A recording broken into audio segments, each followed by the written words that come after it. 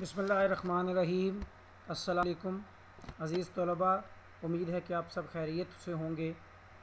جماعت نہم مطالعہ پاکستان کی لیکچر سیریز کے آج کے لیکچر میں میں آپ کی خدمت میں حاضر ہوں۔ عزیز طلباء، آج کا لیکچر جو ہے وہ آپ کا ریویو لیکچر ہے۔ ہم ریویو کریں گے، ریکیپ کریں گے جو ہم نے پورے ویک میں پڑھا، but we have done in the week. کوشش کریں گے کہ آپ کے جو ٹاپکس میں کوئی پرابلم رہ گئی تھی، جو ایمبیگوٹی تھی، اس کو دور کیا جا سکے۔ تو عزیز طلباء، چلتے ہیں جو ہم نے ٹاپکس اس ویک میں ڈسکس کیے تھے۔ اس میں پہلا ٹاپک تھا قرارداد لاہور 1940۔ یہ قرارداد لاہور، جس کو کہ ہم پاکستان کی بیس یا بنیاد کہہ سکتے ہیں، اور اسی قرارداد لاہور جو کہ 1940 کو 23 مارچ کو منظور ہوئی تھی لاہور کے منٹو پارک میں، جس کو اب اقبال پارک کہا جاتا ہے، اسی قرارداد پاکستان کی وجہ سے جو ہے 23 مارچ 1940 کو منظور ہوئی تھی، 23 مارچ کا دن جو ہے وہ یوم پاکستان کے طور پر منایا جاتا ہے۔ یہ لاہور ریزولوشن وہ ہے جس میں ہم کہہ سکتے ہیں کہ پاکستان کی بنیاد رکھی گئی۔ یہ قرارداد مسلم لیگ کے 27ویں سالانہ اجلاس میں قائد اعظم کے زیر صدارت شیر بنگال مولوی فضل الحق نے پیش کی تھی، اور اس کا متن بھی ہم نے دیکھا تھا کہ کیا کیا اس کا تھا۔ اور پھر اس قرارداد کے نتیجے میں یعنی ہم مختصراً یہ کہیں کہ مسلمانوں نے اپنے ایک علیحدہ وطن یعنی پاکستان کی بنیاد رکھی تھی، اور فیصلہ کر لیا تھا کہ اب ہندوستان کے مسائل کا حل صرف اسی بات میں مضمر ہے کہ ہندوستان کو دو آزاد ریاستوں بھارت اور پاکستان میں تقسیم کر دیا جائے۔ اور پھر ہم نے دیکھا کہ اس پر ہندوؤں اور مسلمان اور ہندوؤں اور جو برطانوی جو میڈیا اور سیاستدان تھے ان کا کیا ریئیکشن تھا، اور انہوں نے اس پر کیسے ریئیکٹ کیا۔ پھر آپ نے قائد اعظم محمد علی جناح رحمۃ اللہ علیہ کی سیاسی اور آئینی کوششوں کے حوالے سے کہ ہمیں پاکستان کا جو ہے وہ پس منظر دیکھا کہ انہوں نے ان کی کیسے کیسے اسٹرگل ہم نے دیکھا کہ جب وہ سب سے پہلے کانگریس کے ممبر بنے، پھر 1913 میں سید وزیر حسن کے کہنے پہ مسلم لیگ میں انہوں نے شمولیت اختیار کی۔ پہل آپ ہندو مسلم اتحاد کی کوششیں کرتے رہے، اور 1916 میں اس کا عملی مظاہرہ بھی کیا میثاق لکھنؤ کے تحت۔ اس کے بعد قائد اعظم رحمۃ اللہ علیہ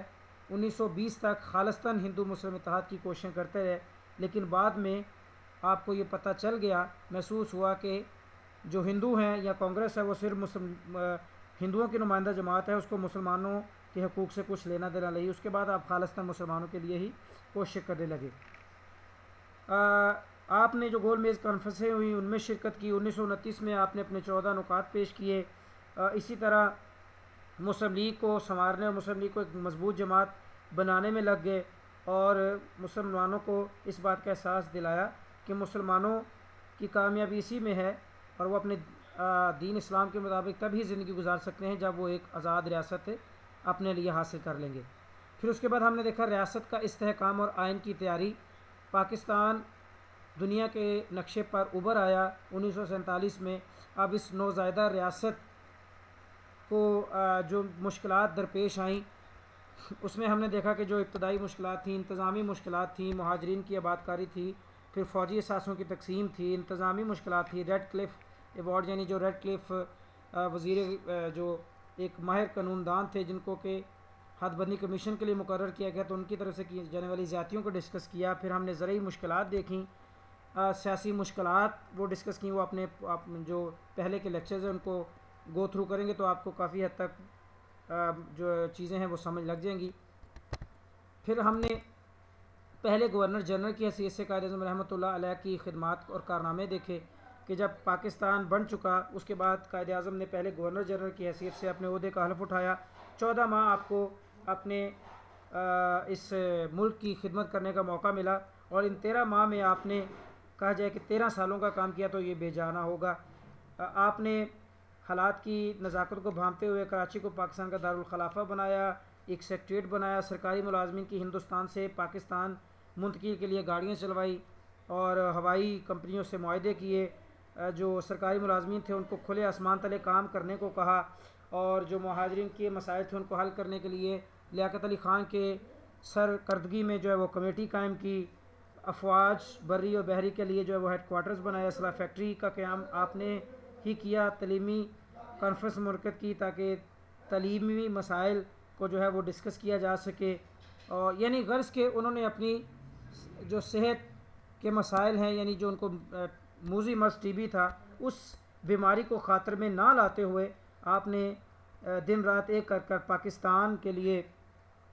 جو ہے وہ اپنے خون سے اس کی آبیاری کی، اور بہت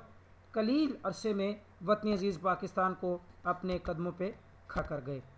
پھر ہم نے پہلے وزیر اعظم کی حیثیت سے خان لیاقت علی خان کی خدمات دیکھیں کہ جب قائد اعظم رحمۃ اللہ دنیا سے چلے گئے تو اس وقت مسلمانوں کو لیڈرشپ کی شدید کمی تھی، اور ہندو قیادت در پہ تھی کہ پاکستان کو جو ہے وہ توڑ کر بھارت کا حصہ بنا دیا جائے۔ ایسی صورتحال میں لیاقت علی خان آگے بڑھے اور انہوں نے مسلمانوں اور پاکستان کی جو ہے وہ کمان کو سنبھالا، اور بہت سے ہی بہادرانہ فیصلے کیے، اور جو سرحدی علاقوں میں مسلمانوں کا قتل ہو رہا تھا، بھارتی سرحدی علاقوں میں،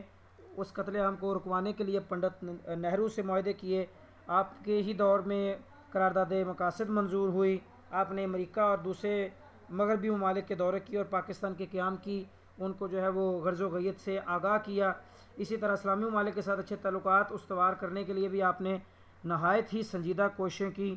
اور اسی لیے آپ کی ان خدمات کو دیکھتے ہوئے قوم نے آپ کو قائد ملت یعنی قوم کا قائد کا خطاب دیا۔ 16 اکتوبر 1951 کو آپ راولپنڈی میں لیاقت باغ میں جلسہ کرتے ہوئے کسی نامعلوم فرد نے آپ کو گولی مار کر شہید کر دیا۔ تو یہ تھا اس ویک کا جو کام ہم نے ڈسکس کیا۔ امید ہے کہ آپ کو کوئی پریشانی ہے، جو کوئی آپ کی ایمبیگوٹی رہ گئی تھی وہ کافی حد تک ختم ہو گئی ہوں گی۔ اب مختصر سوال دیکھ لیتے ہیں جو آپ کو ہوم اسائنمنٹ، وہی یہ جو آپ کے سامنے نظر آ رہے ہیں آپ کو، مسلم لیگ کے قیام کے پس منظر ہیں، تحریک ہجرت کا کیا سبب تھا، ریڈ کلف ایوارڈ کیا تھے، پاکستان کے قیام میں جو مشکلات درپیش آئی ان کو آپ نے دیکھ لینا ہے۔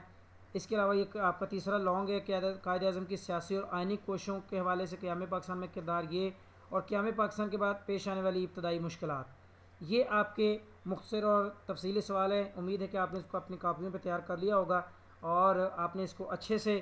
یاد کر لینا ہے، اور امید ہے کہ آپ اپنے کام کو سنجیدگی سے کریں گے۔ انشاءاللہ اگلے ویک میں آپ سے نئے ٹاپکس کے ساتھ ملاقات ہوگی، تب تک کے لیے مجھے اجازت دیجیے۔ اللہ حامی و ناصر ہو۔